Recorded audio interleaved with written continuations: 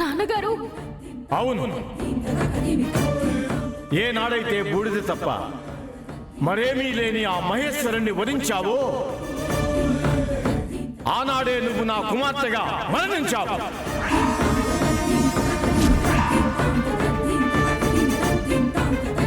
శ్మశానంలో నివాసం ఉండేవాడా నా కల్లుడు?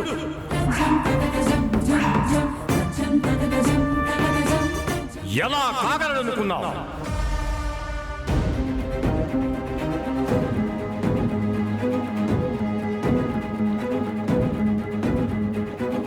నీతో తాళి కట్టించుకుందని తెలిసిన మరుక్షణమే నా దృష్టిలో భూమి బతుకుందని కాదు, చచ్చిపోయింది.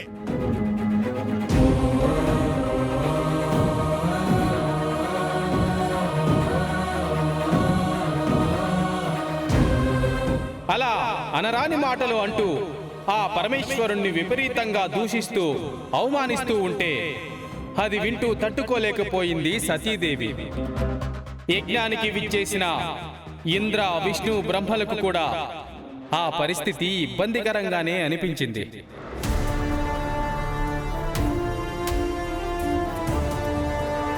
పితృవర్యులు, దయచేసి నన్ను క్షమించండి.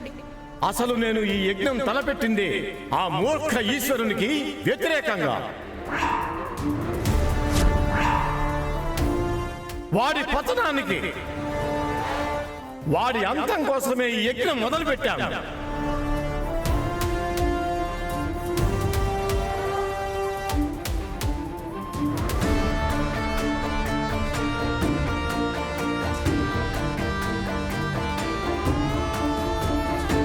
మీరందరూ ఇక్కడ ధర్మం గురించి మాట్లాడుతున్నారా? కానీ నా స్వామి లేనిదే ఈ యజ్ఞం జరగదని మర్చిపోయారా?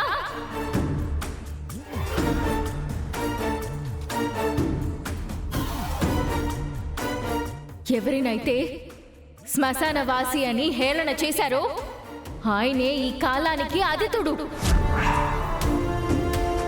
ఆయన ధరించే భస్మం పేదరికం వల్ల కాదు, మోహాన్ని కాల్చేసే యజ్ఞానికి చిహ్నం. నా స్వామి నింద విన్న ఈ దేహం నాకు అవసరం లేదు. ఇది ఈ లోకానికే అనర్హం.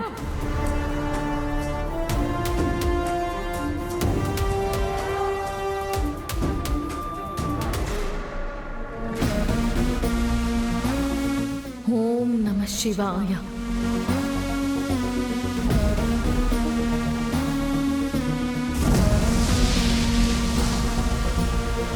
Vampara